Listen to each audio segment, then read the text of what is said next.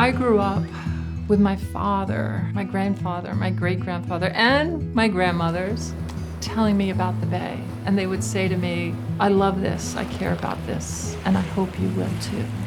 I'm Sue Wicks. I'm from Mastic Beach, Long Island. My father was a bayman. It was also our summer jobs growing up, working with my dad, crabbing, eeling, scalloping. To say, oh, I had this urge or this idea to start a farm, no.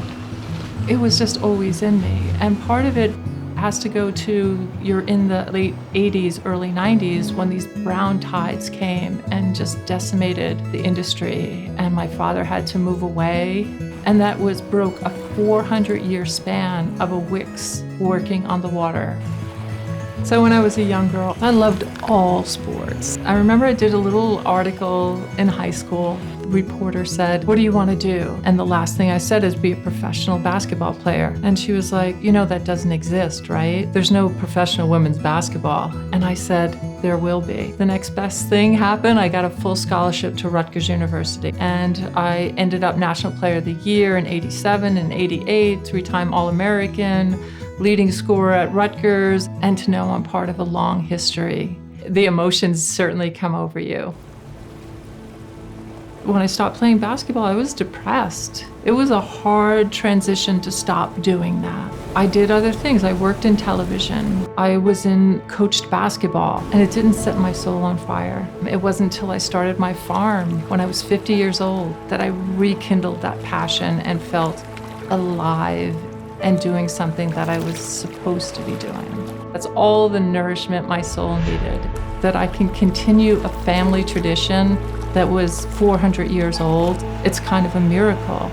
That water is in our DNA. I've never talked to any of my classmates that have moved from Long Island that can no longer afford to live here. They'll say, Sue, send me some oysters, and I'll send them an oyster. And they were like, Sue, I teared up when I ate that oyster because it was like a postcard from Long Island. It was filled with the summers in Long Island. The taste exploded, and I was transported back to being a kid. And that's the essence of that oyster, that culinary experience distilled right in that little thing. Oysters in Long Island and the water just belong together. My crewmates, they all have jobs, and we work together. It's inherently a dangerous job because it's very unforgiving.